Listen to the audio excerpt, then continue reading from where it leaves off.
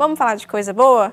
Política. Já estou ao lado de Tárcio Cruz, nosso querido comentarista. Tudo bem, Tárcio? Tudo bem, Lívia? Boa noite a você, boa noite a todos que nos acompanham. Um dia de alegrias, né? O seu Fluminense classificou, então graças a todo Deus. mundo alegre. Alegria na casa das pessoas em Parnaíba. Sim. Bom, Tárcio, foi um momento de evoluções não somente para o Fluminense, mas também para o Partido Solidariedade e para o PRD, que formalizaram hoje a federação e anunciaram, durante uma solenidade em Brasília, essa união dos dois partidos, uma atuação conjunta no país que representa já essa mudança no cenário para o próximo ano. Já começa a valer, né, Tárcio?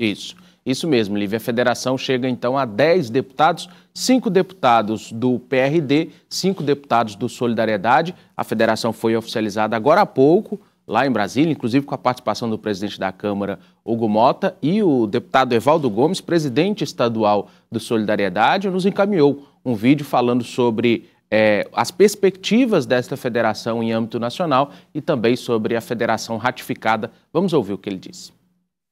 O encontro de Solidariedade e PRD, formalizado a federação. Agora é reconstruir os partidos nos estados com um objetivo maior de eleger deputados federais, eleger deputados estaduais e contribuir com uma política social, econômica e, acima de tudo, na defesa dos mais pobres, na defesa da classe trabalhadora. O momento agora é de muita cautela, de muito cuidado, para que a gente possa discutir com os dirigentes dos dois partidos nos estados, para que a gente possa ter um resultado positivo. No Piauí, no momento oportuno, nós sentaremos com o PRD para que a gente possa chegar no entendimento e, naturalmente, temos um bom resultado no ano de 2026. Vamos explicar, Tárcio, o que é uma federação? É um casamento, digamos assim, entre dois partidos, buscando ter mais, não somente espaço, mas força política dentro das discussões, tanto do Congresso, como da Câmara de Deputados, do Senado, do próprio Parlamento Municipal, como é o caso da Câmara de Teresina, que já entra com um número grande. Isso, é o maior partido, se torna o maior partido da Câmara a partir de hoje, claro. Até se ainda vai ratificar essa federação, mas confirmada então, se torna o maior partido da Câmara. O destaque, Lívia, a gente até comentava em episódios anteriores. O partido deve apoiar a candidatura à reeleição de Rafael Fonteles no Piauí, mas enfrenta dificuldades para montar uma chapa federal. Esse é o maior desafio da federação em âmbito eleger deputados federais, ampliar essa bancada de 10 deputados no Piauí. É um cenário complicado, mas, como disse Evaldo, ele vai tentar trabalhar junto a Bruno Vilarinho, presidente do PRD, a formação dessa chapa. E o que eu questiono, Tárcio, é em nível municipal. Como que o partido vai performar politicamente as bandeiras? Porque Solidariedade é um partido que apoia Rafael Fonteles e, consequentemente, apoiou Fábio Novo em 2024. Já o PRD era da base do ex-prefeito Dr. Pessoa, atualmente compõe uma base, ainda que solúvel, de apoio a Silvio Mendes. Inclusive o líder da gestão é Bruno Vilarinho. Então, assim, eu queria entender como que vai ser essa funcionalidade no Parlamento Municipal, na Câmara. Vai ter uma concordância? Vai virar uma bancada? Acho que o caminho é fazer parte da base de Silvio Mendes, né, Lívia? A única vereadora do Solidariedade, Fernanda Gomes, não tem feito oposição a Silvio Mendes na Câmara. Então, o caminho é esse, esses 5 vereadores da base da federação estarem mais alinhados com o Silvio Mendes, que tem ali, hoje, por exemplo, o PRD indica o superintendente da SDU Norte, talvez uma das maiores da cidade. Então, o partido é aliado de Silvio Mendes, apesar de algumas situações pontuais, mas eu acho que o caminho é sim o Palácio da Cidade. Agora nós vamos para outro poder, Tárcio. Vamos para o poder majoritário no Senado Federal, em que foi aprovado em urgência, o pedido de urgência do requerimento do projeto de lei complementar que aumenta o número de deputados federais, indo de 513, que é o número atual, para 531. A resolução da matéria deve ser definida ainda hoje, caso o texto principal já seja aprovado. O Piauí não perderia dessa forma 6 deputados estaduais e 2 federais, pois seria adotado o cálculo diretamente proporcional que é previsto na Constituição. Ou seja, não vamos nem ganhar nem perder. Isso. Vamos apenas continuar da forma que está. É um projeto polêmico, Lívia, que enfrenta resistência em núcleos sociais, já que aumenta, né, como você disse, 513 para 531 o número de deputados. Eu vi agora há pouco a votação da urgência, foram 43 dos 81 senadores que votaram a favor da urgência e que, consequentemente, devem votar a favor da matéria. Para que o texto seja aprovado, 41 senadores devem votar a favor da lei complementar. Caso ela seja aprovada, como você disse, Piauí mantém 10 deputados federais, 30 deputados estaduais. Caso o texto seja rejeitado, aí sim teremos um cenário bem desafiador para a eleição do próximo ano, com 8 deputados federais e 24 deputados estaduais, o que dificultaria ainda mais a corrida para cadeiras. Então, por isso, essa mobilização. Semana passada, Davi Alcolumbre, que a gente via a foto, adiou a votação devido ao baixo quórum no Senado e hoje pautou, já passou a urgência. A tendência é que o projeto seja aprovado. O Piauí não perde, mas vários estados do Brasil ganharão deputados, né, aumentarão aí as suas bancadas devido ao censo do IBGE. Então, apreensão no meio político. Eu conversava com alguns deputados que acompanham a votação, apreensão. Caso esse número de vagas seja reduzido, deveremos perder emendas, deveremos perder verba e, claro, a representação em Brasília. E além disso, Tárcio, existe uma movimentação de que foi favorável, mas foi apertada. A votação, ela traz um reflexo que também ocorreu na Câmara, que também teve uma dificuldade de ser passada, de ser aprovada pelos parlamentares, e no Senado não é tão diferente. Agora, o que é que pesa nessa discussão?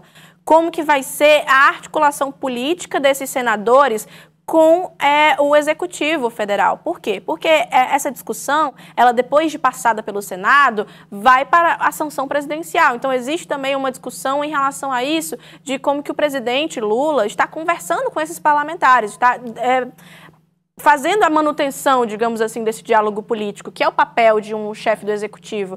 E, inclusive, um desses pontos que foi trazido, Tárcio, foi que o senador Marcelo Castro, que é relator dessa proposta, ele também falou sobre um aditivo que não traria gastos a mais com esse aumento. Isso, o senador Marcelo Castro colocou um artigo no projeto para que não aumente o custo, né, apesar do aumento das bancadas, justamente para evitar essa resistência do Poder Federal. Os deputados correm contra o tempo. Até o final de junho, se a matéria não for aprovada, eles vão perder, assim, as cadeiras lá na Câmara. E já estamos de volta com Tárcio Cruz, falando de política.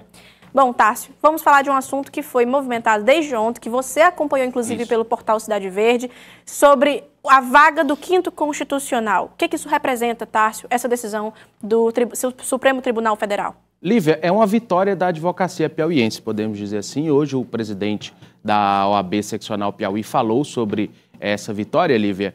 Existia uma dúvida sobre a quem pertencia essa indicação ao 5º Constitucional, se ao Ministério Público ou se à OAB. E uma situação que se arrastou desde a gestão passada do ex-presidente Celso Barros e agora uma decisão favorável à advocacia piauiense, sendo vista como uma vitória pelo presidente Raimundo Júnior. Exatamente. A gente separou algumas explicações a respeito dessa decisão. Ele confirma a vaga de desembargador do Tribunal de Justiça do Piauí para a advocacia, para a OAB, além, né, com o julgamento da ADI 7667, que é o placar, foi de pelo menos 8 votos favoráveis a 3 contra, e a Corte reconheceu a validade da escolha feita pelo tribunal. Ou seja, Tárcio, coloca em xeque essa alternância que antes possuía, porque sabemos que na vaga do Constitucional, durante um momento, o próximo escolhido era um integrante da OAB, outro era integrante do Ministério Público do Piauí. E houve essa mudança que muda nacionalmente uma questão institucional. Tá? E a jurisprudência é importante, a ação direta de inconstitucionalidade que você comentou. Como eu disse, foi uma vitória para a advocacia. Existia essa dúvida sobre a indicação, se seria responsabilidade do Ministério Público, e com isso a OAB deve recomeçar esse processo para a escolha. A gente teve até a gestão passada começando um processo, chegou até a encaminhar uma lista, o que foi questionado pelo presidente, e agora devemos a OAB recomeçando esse processo e devemos ter uma nova cadeira de desembargador sendo definida pelo 5º e sendo um advogado com a indicação da OAB. Exatamente. E continuando com as informações, a gente também possui a compreensão do que está em jogo né, que é o que a gente explicou, a alternância ser obrigatória, os tribunais eles têm essa autonomia e que agora pode ser questionada, ela pode acontecer a mesma coisa que aconteceu agora. Ah, não concordo que seja da OAB ou do Ministério Público. Leva para o Supremo Tribunal Federal para decidir pela gente. Basicamente isso. Uma decisão que cria, como eu disse, uma jurisprudência para todo o país, que dá autonomia aos tribunais estaduais. Então, por isso é importante também a gente observar o teor, o impacto que essa decisão tem. E para concluir, a gente também entende o que faz, né, essa mudança ser tão importante. Na última informação que a gente coloca agora na tela, que é o impacto do Piauí. A gente percebe que é uma decisão histórica, Tássio, e que também já tem um tom de ineditismo a partir de agora. Por que a gente fala isso? Hoje, o Elivaldo Barbosa ele escutou o presidente da OAB, Raimundo Júnior, em que ele fala justamente sobre a lista que vai ser reformulada. Porque anteriormente, na última gestão, a lista, ela inclusive foi enviada para o Tribunal de Justiça do Piauí, em que colocava nomes escolhidos pelo diretório. Agora não. Agora o presidente Raimundo Júnior afirma que essa mudança vai ser levada por todos os advogados que vão decidir em conjunto os próximos nomes, né, Tássio? Isso mesmo, Lívia. Houve uma mudança de entendimento, o colegiado escolhia esta lista, definia essa lista. A partir desse colegiado, a lista era definida e encaminhada ao Tribunal de Justiça. Foi até uma plataforma de campanha de Raimundo Júnior que os advogados voltassem a votar diretamente para essa indicação. Então, por isso, o presidente aponta como mais uma vitória da advocacia. Muito obrigada, Tássio, pelas informações.